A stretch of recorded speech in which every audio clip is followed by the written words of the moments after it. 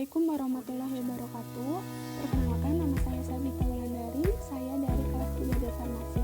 Nah, di sini saya akan menjelaskan tentang evaluasi sediaan tablet.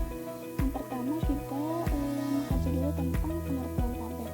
Nah, tablet adalah sediaan kompak dibuat secara keempat centang dalam bentuk tabung pipih atau sirkuler. Kedua, permukaannya rata atau cembung, mengandung satu jenis obat atau lebih dengan atau tanpa zat tambahan. Nah, zat tambahan yang digunakan itu dapat berfungsi sebagai zat pengisi, zat pengembang, zat pengikat, zat pelicin, zat pembasah, atau zat lain yang cocok. Kemudian, tablet adalah bentuk sediaan yang paling banyak beredar karena secara fisik stabil, mudah dibuat, lebih menjamin kestabilan bahan aktif dibandingkan bentuk cair. Mudah dikemas, praktis, mudah digunakan, homogen, dan reproducible. Kemudian masa tablet itu harus mengalir dengan lancar agar dapat menjamin homogenitas dan reproduksibilitas. Sediaan harus dapat terkompresi dengan baik agar diperoleh tablet yang kuat, kompak, dan stabil selama penyimpanan dan distribusi.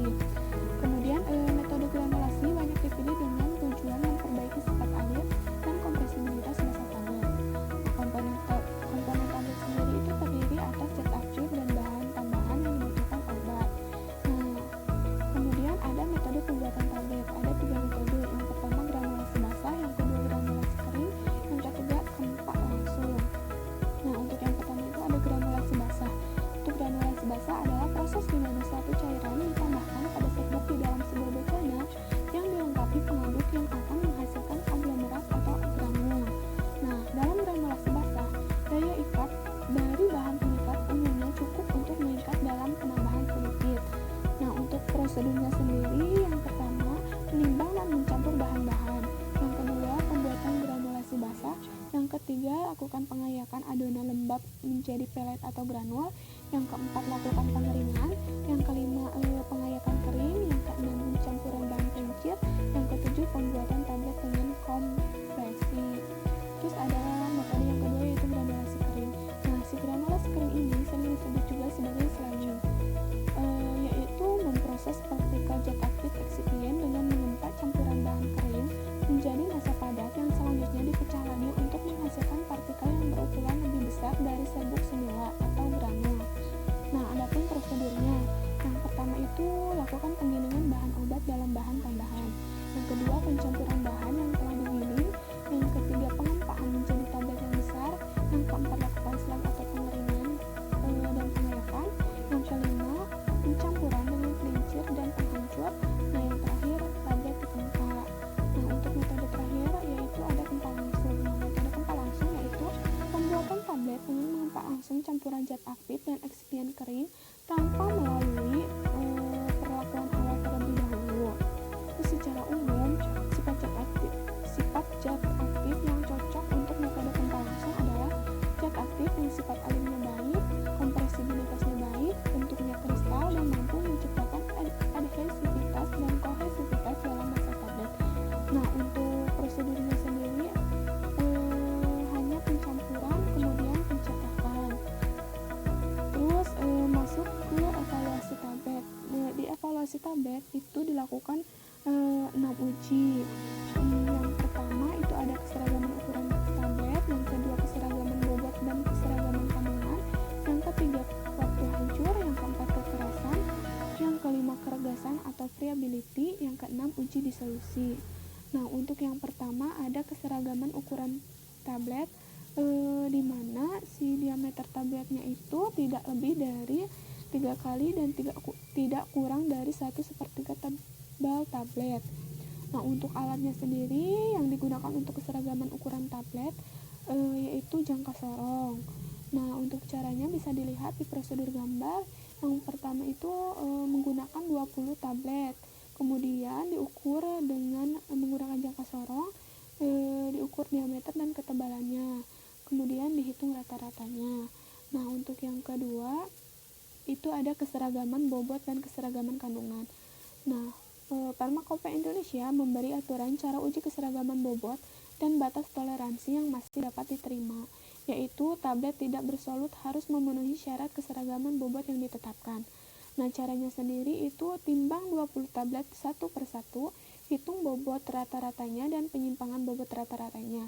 Persyaratan keseragaman bobot terpenuhi jika tidak lebih dari 2 tablet yang masing-masing bobotnya menyimpang dari bobot rata-rata lebih besar dari harga yang ditetapkan pada kolom A, dan tidak satupun tablet yang bobotnya menyimpang dari bobot rata-ratanya lebih besar dari harga yang ditetapkan pada kolom B. Nah, kemudian apabila tidak mencukupi dari 20 tablet, dapat digunakan 10 tablet. Tidak satu tablet pun yang bobotnya menyimpang lebih dari bobot rata-rata yang ditetapkan pada kolom B. Nah, adapun kolom antara bobot rata-rata dan penyimpangan bobot rata-rata dalam persen bisa dilihat, dan prosedur gambarnya yang tadi sudah saya jelaskan. Nah, kemudian ada uji waktu hancur. Nah, untuk uji waktu hancur ini dimaksudkan untuk menetapkan kesesuaian batas waktu hancur yang tertera dalam masing-masing monografi. Nah, uji waktu hancur ini tidak menyatakan bahwa sediaan atau bahan aktifnya berlarut sempurna. Sediaan dinyatakan hancur sempurna bila sisa sediaan yang tertinggal pada kasa alat uji merupakan massa lunak yang tidak mempunyai inti yang jelas. Nah, untuk alatnya sendiri yang digunakan yaitu disintegration tester. Untuk persyaratannya itu waktu hancur untuk tablet tidak bersolut adalah kurang dari 15 menit.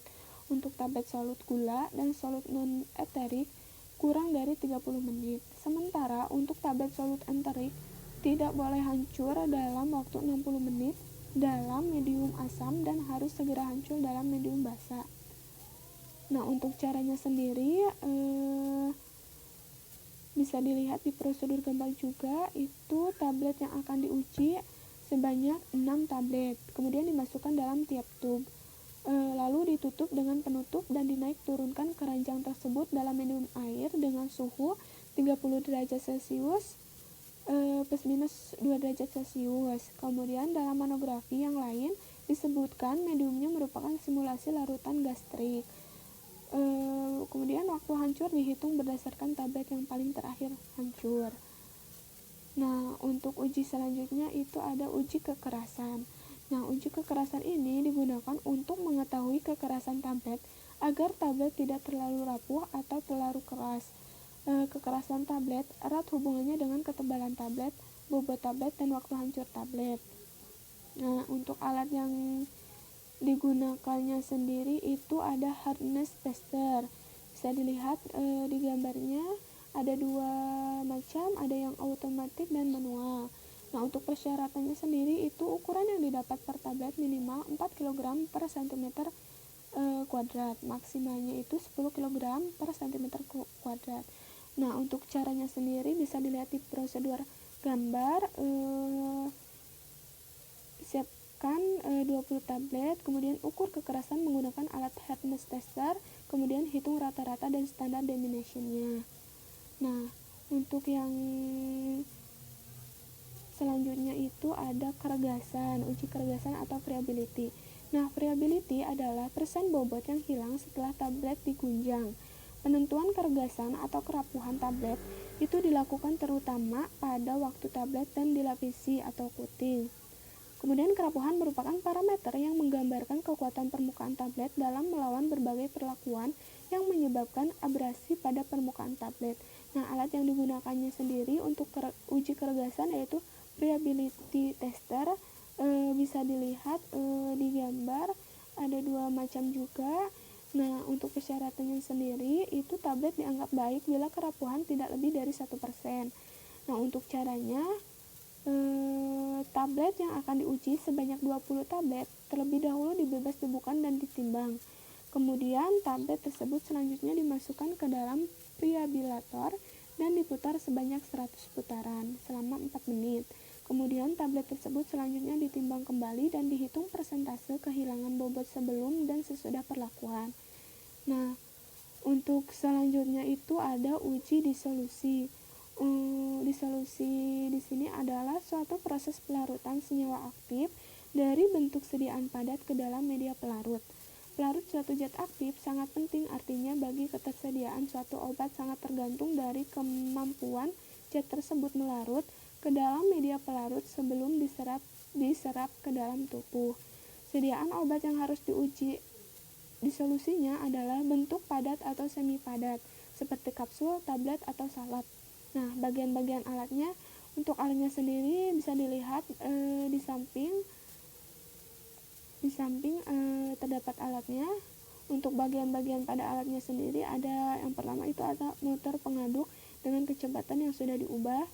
Terus ada keranjang baja stainless berbentuk silinder atau dayung untuk ditempelkan ke ujung batang pengaduk. Terus ada bejana dari gelas atau bahan lain yang inert dan transparan dengan volume 1000 ml bertutup, dan di tengahnya terdapat tempat untuk menempelkan pengaduk dan ada lubang tempat mengaduk pada 3 tempat. 2 untuk memindahkan sampel dan 1 untuk menempatkan termometer. Mungkin cukup sekian yang dapat saya sampaikan. Mohon maaf bila banyak kekurangan. Wassalamualaikum warahmatullahi wabarakatuh.